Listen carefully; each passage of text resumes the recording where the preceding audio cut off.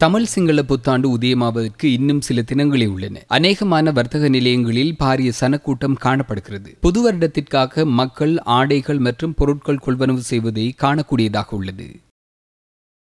கொழும்பிலிருந்து தூர இடங்களுக்கான விசேட புத்தாண்டு போக்குவரத்து பஸ் சேவைகள் இன்று காலை முதல் ஆரம்பிக்கப்பட்டதாக மாக்குமர பல்நோக்கு போக்குவரத்து மத்திய நிலையத்தின் திட்டப்பணிப்பாளர் நாலக திசாநாயக்க தெரிவித்துள்ளார்.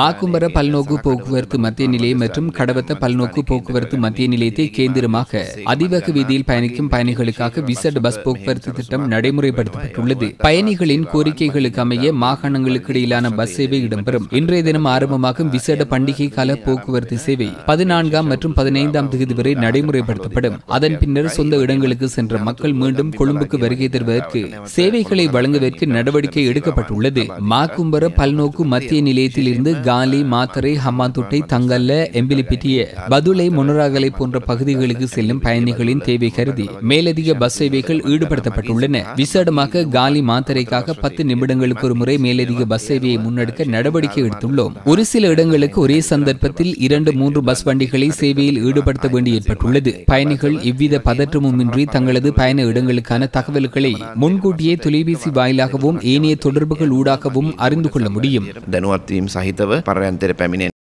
இதே நேரம் விசேட ரயில் சேவைகளும் முன்னெடுக்கப்பட்டுள்ளன. புத்தாண்டை முன்னிட்டு சொந்த இடங்களுக்கு செல்லும் மக்களினால் கோட்டை ரயில் நிலையம் நிரம்பியுள்ளதை எமது படப்பிடிப்பாளர்கள் படம் பிடித்துள்ளனர். இதேவேளை பண்டிகை காலத்தில் அதிகளவான விபத்துகள் இடம்பெறக்கூடும் என்பதால் அது குறித்து அவதானமாக இருக்குமாறு சுகாதாரத்துறையினர் பொதுமக்களுக்கு அறிவுறுத்தியுள்ளனர். பண்டிகை காலங்களில் வழமையான நாட்களை விட மக்களின் செயல்பாடுகள் கூடுதலாக இடம்பெறும். அதிகளவான பயணங்கள், விளையாட்டுப் போட்டிகள் உள்ளிட்ட செயல்பாடுகளில் ஈடுபடுவார்கள். இதனால் திடீர் விபத்துகள் ஏற்படுவதற்கான வாய்ப்புகள் காணப்படுகின்றன. மதுபோதையில் வாகனம் செலுத்துவது மிகவும் அபாயமானது. அதிக வேகத்தில் வாகனங்களை செலுத்த வேண்டாம். பண்டிகை கால விளையாட்டுப் போட்டிகளில் ஈடுபடும் போது தமது பாதுகாப்பு தொடர்பில் கவனம் செலுத்துங்கள்.